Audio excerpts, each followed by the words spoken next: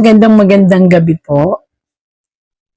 Once again po, may nag-request po tungkol sa pangalang Mr. Kiko Barsaga.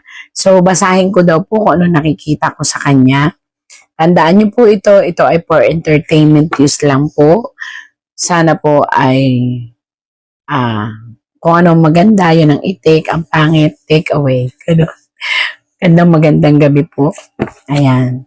Pakita mo sa akin kung ano nakikita mo kay Mr. Kiko Barsaga na ipinanganak ng September 12, 1998, 27 years old. Wow, bata niya. Pakita mo sa akin, tarot. Pakita mo sa akin, tarot, ha? At ipakita mo na rin kung anong nakikita natin sa kalikasan na kasabay ng kanyang pagbabasa. Ayan. Oh, si Kiko Barsaga ay isang batang politiko na ang kanyang puso at isip ay dedicated sa kanyang pagiging politician. That's why kung makikita niyo po siya ay para siyang ikinasal sa kanyang devotion. Yung devotion niya is to be a politician. Okay? Kaya lang po bakit nakabaliktad? Kasi pinapakita po dito na hindi sa isang babae or sa isang sa isang babae or sa isang anumang bagay siya nagdi-devote kung hindi sa kanyang na feeling nais maging politician. Ayan. Kaya lang po si Kiko Barsaga ay may dinaramdam. Ito, hindi ko, again and again, hindi ko siya kilala, as in personal na kilala. Kilala ko lang siya dahil nakikita ko lang siya sa TV or come what may, so hindi ko siya nakakausap. Ang sinasabi po ng tarot dito ay ipinapakita niya ang sama ng loob niya sa ating gobyerno. Bakit kaya? Bakit masama ang loob niya sa ating gobyerno? Feeling niya, he is being betrayed. Pakiramdam niya na tanso siya, na betrayed. Ano pa sa Tagalog yung betrayed? Yun, yung parang naloko or something. Ayan.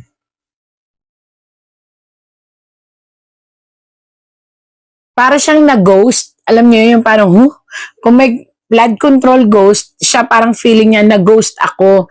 Bakit ganon? Nakikita niyo yan, anino, tapos ang daming karangyaan. Parang feeling niya, siya ay isa sa mga salarin kung bakit namayagpag ang mga buwaya daw. Or bakit itong mga material things na to, which is corruption and determination, ay nangyari. Bakit kaya? Wait lang. Bakit feeling niya ganon? May sinuportahan siyang dalawang tao. Ayan, dalawang matitinik at sharp na tao. Bulag siya, blindfolded siya.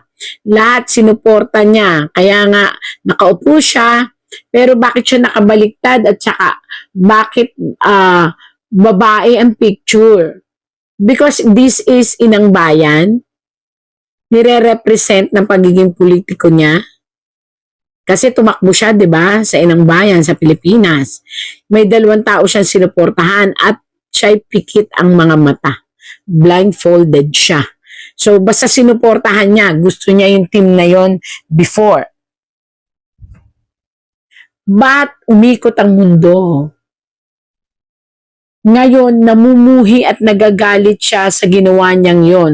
Bakit po kaya? Ayan. Dahil feeling niya, kaya bumagsak ang Pilipinas into a government of full of corruption. Dahil feeling niya, isa siya sa nagluklok sa tao na yon. Sinong tao yun? Naku, sinong tao yun? Isang tao, naku, wala ho akong pero mataas ho ang katungkulan nito, dun ho siya galit na galit. sa mataas na tao na yon na ngayon ay nakaupo. So alam na natin sa presidente.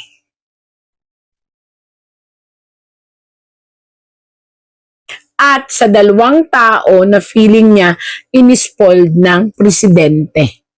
Sinasabi ko po yung totoo, wala po akong kinakampihan, kinukwento ko po kung bakit sumama ang loob niya.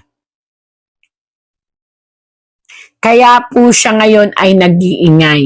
Nakahiga, itong nakahigang ito ay representative ito ng kanyang emosyon, ng kanyang katawan na parang feeling niya pinatay ang pagkatao niya, ang paniniwala niya. Ayan. At naging duguan ang puso niya, kaya siya salita ng salita, gusto niya ilabas ang kanyang emosyon at ipakita na wala siyang kinalaman sa anumang kabulastugan na nangyari sa gobyerno kung hindi ang pagkakamali niya na iniupo niya o tumulong siya para maupo ang isang tao na dati niyang pinaniwalaan. Talagang feeling niya, he is used, he is being betrayed by the consequences ng politiko ito. Hindi siya galit sa isang babaeng politician. Maaring ito ay sa vice president. Hindi siya galit. Ayan eh. Bakit ko nasabing vice president? Kasi po, ayan siya, ang kinakalaban lang po niya ay ang itim na puno. Na feeling niya ito ang nag-spoiled at nagmamaang-maangan na wala siyang alam. Bakit ko sinabing nagmamaang-maangan na walang alam? Nakita nyo, sumusugod siya, nagsasalita siya, sumusugod siya, lumalaban siya doon sa puno na to. Hindi siya kulay green, no? Ang karamihan niya ay brown. Tapos, natutuyot na puno. Ang puno means presidente. So yun palang kwento ng kanyang kung bakit siya ngayon lumalabas at nagsasalita na feeling niya ay isa siya sa dahilan kung bakit naupo yun na dati niyang hinangaan at ngayon ay bumagsak ang kanyang mundo dahil nga sa nangyayaring korupsyon. Nasaktan din siya sa korupsyon. Feeling niya ang inang bayan ay napilayan dahil sa mali niyang paniniwala na iniupo niya. Mali ang kanyang paniniwala na pag inupo niya to, magiging okay. Ngayon nakita daw niya na para siyang napilayan ang bansang Pilipinas dahil sa maraming korupsyon at pera. Pera to na nakataob, ibig sabihin nawala. Tapos ito, ang inang bayan na ngayon ay babae ito, inang bayan. Bakit may blood? Nagkakagulo. At pilit na binabaluktot ang mga sitwasyon. Kaya blood, nagkakagulo. Bakit sinabing binabaliktad o nagkakagulo ang sitwasyon o binabaluktot?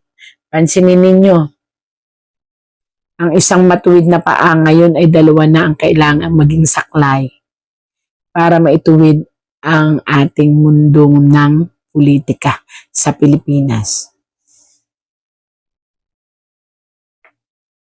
Naku po, isa pang pangit na balita ng tarot. Sa panahong ito, ang mga investor po ay maglalaglagan na isa-isa.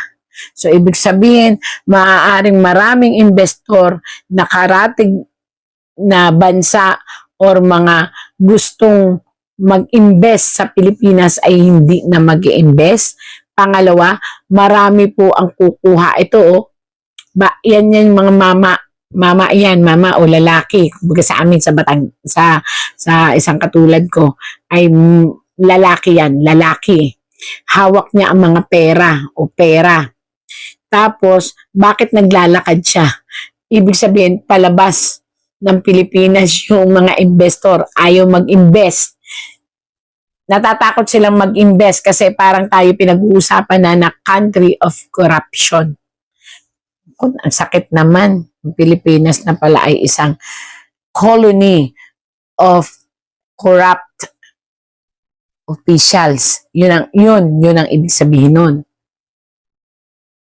nagdadalawang isip na ang mga investor para maglagak ng kanilang investment sa Pilipinas, which tandaan nyo po, magkakaroon ng massive na pagbagsak ang ekonomiya ng Pilipinas at marami po ang magugutom at marami po ang mawawalan ng trabaho.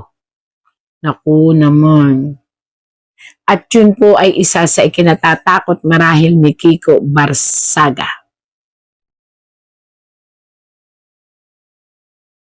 Mag-ingat. Naku, ewan ko bakit nasingit naman ito sa tarot ko kay Kiko Barsaga. Mag-ingat po tayo kasi may isang gulong manggaganap na ito ay pamumunuan niya at ng isa pang politician na naniniwala na dapat nang magkaroon ng isang people's power. So, I don't know, pero nakita dito magtatagumpay po itong pagkakaisang ito dahil unti-unti pong mahihirap na ang gagawa ng paraan. Ayan po, kaya yan, gulo-gulo-gulo.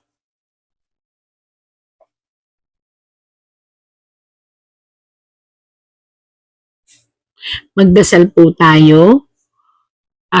Hindi po ito hula na may takot. Yung ikinatatakot na biguan po, actually po yun ay hindi sabay-sabay. So, ikukorek ko po kayo. Buong mundo po yung the big one. Ha? Ikukorek ko po kayo. Kaya dasal po tayo. Kasi naniniwala ako na hindi gusto ng Panginoon na magulo na ang politika natin. Sasabayan pa tayo ng the big one na sobra. Oo, may mga lindol. Hindi na po hihinto yan. Alam niyo kung bakit. Sumabay, hindi ko alam bakit ito sumabay kay Kiko ako Barsaga, pero sumingit ang kalikasan. May isa pong bulkan sa ilalim ng dagat ang gumagalaw. Kaya mag-ingat po. Anytime ito po ay magpuproduce ng pagsabog. I don't know kung ito'y kaldero o kalderan kung tawagin. Correct me if I'm wrong po kasi binabasa ko lang po ang sinasabi ng tarot, so wala akong alam about geography. Sinasabi ko lang po yun. Maaari po ito'y gumalaw at maging cause ng tidal wave. So mag-ingat po mga tao, lalo na po sa tabing dagat. And let us all pray. Tapos, hindi ko alam bakit ito sumagi dito kay Sir Kiko Barsaga. Siguro dahil nakikita rin ni Sir Kiko na walang mangyayari kapag hindi siya nagsalita ng salita. Kasi babagsak ng ekonomiya, sumasabay pa ang dire-diretsong pananansala or what we call the effect of the nature.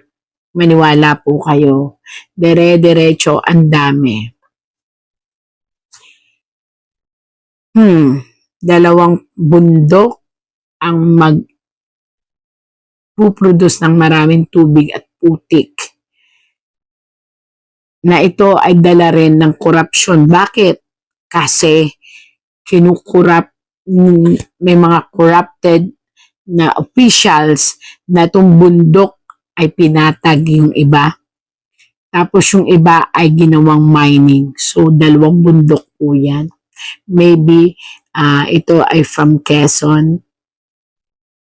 And the other one is from the province of layo ito na sumasala, hindi nga po ako magaling sa geography, pero tinuturo ng tarot na ito ay sumasala para ang tubig sa China Sea hindi mapunta sa atin. So, dalawang bundok po yan. Magpuproduce po yan ng putik, pagsabog. Wala po itong bulkan, pero may sasabog kasi manipis na yung lupa niya, yung tunnel.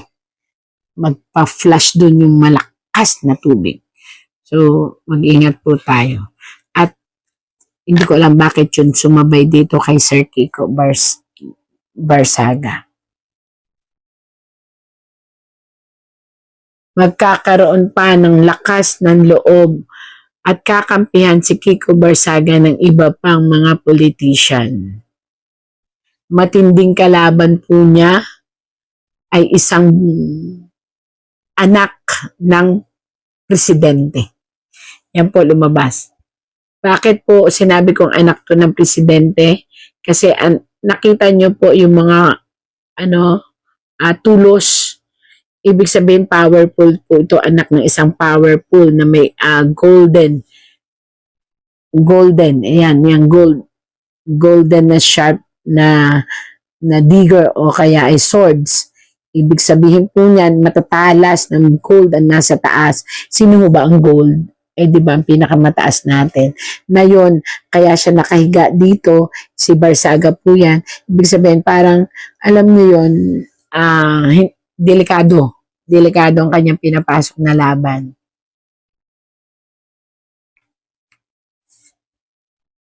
Marami siyang plano, mabilis ang utak niya, malakas ang loob niyang kalabanin ang lahat, even ito ay matataas.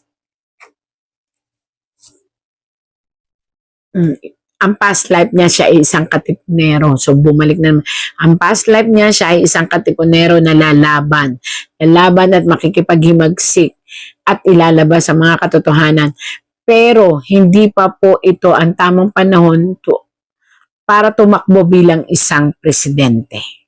Sinasabi ko lang po sa inyo ang katotohanan na hindi pa ito ang tamang panahon para sa kanya, although magaling po siya, pero sabi nga nila, bubut pa. Mag-ingat siya sa bawat salita niya. Marami siyang na tatamaan, napapahaginan, natatamaan, at pilit pa niyang pinuprovoke talaga para ipakita na galit siya. Get your dream mattress starting at just $30 a month for 24 months. Your best night's sleep is now more affordable. Kita na galit siya.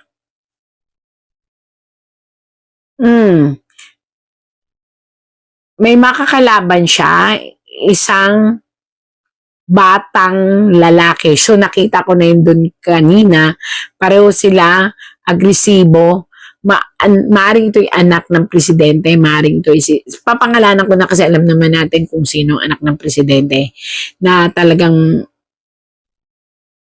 ibabattle niya through maaring sa salitaan, sa mga parinigan, sa mga si Sandro. Ayan. At ang tito ni Sandro, si Saldico at si Romualdez. Bakit ko nasabing nadikit si Saldico? Kasi po ito ay isang si Romualdez. Martin Romualdez po. Ayan. Ito ang balak niya talaga. Kaya siya feeling betray. Parang alam niyo yun, dalawang tao ang pinaniwalaan niya na mag-aangat sa Pilipinas. Kaya niya sinuportahan. Ito po siya, karpintero po siya. Pero not literal na karpintero. Pinapakita ko lang po, ayan, karpintero. Tapos, isang babae at isang lalaki na mayroong pangako. Hindi po ito ikinasal kung hindi ito po ay vice-presidente at presidente. Pero, nakita ninyo, ang halos gusto niyang pukpukin or halos gusto niyang i-bat-in or kausapin or ay tutukan ay ang presidente. Ayun, yung hammer, tapos yung presidente. So, hindi siya galit sa vice. Galit siya sa presidente at feeling niya, niloko siya ng presidente sa pagbibigay sa kanya na maging presidente. Sinuportahan niya bilang maging presidente, pero naguluhan siya ngayon dahil parang feeling niya, hindi magiging okay ang lahat. Hindi magiging laganap ang korupsyon. Hindi siya naniniwalang walang kasalanan ang presidente. Kahit kausapin niyo siya, kahit ano niyo siya, yun ang laman ng puso't isip niya. Pero hindi ko ito kilala na nakausap. Hindi po. Binabasa ko lang po yung tarot.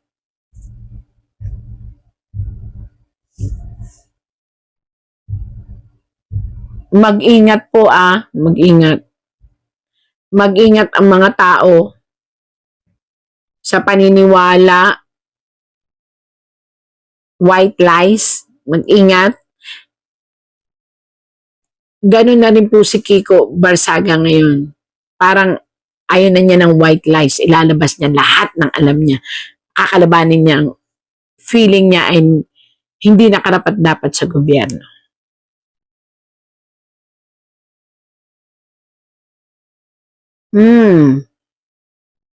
May kakalabanin siya. Bukod sa presidente, kakalabanin niya ang isang babae na gustong tumakbo bilang presidente. Pero ito, feeling niya, itong babaeng ito ay hindi karapat-dapat sa pagtakbo bilang presidente. Ito yung makakalaban niya. I think L ang start ng kanyang name na makakalaban ni Kiko Barsaga. Talagang ididibate niya. Letter L ang pangalan ng babaeng to. Ayan Yan, tama. Letter L. So, sino ba ang letter L na aspiring to be a president? Babae. So, ito makakatunggalin niya to sa balitaktakan. At magkakainitan din sila nito.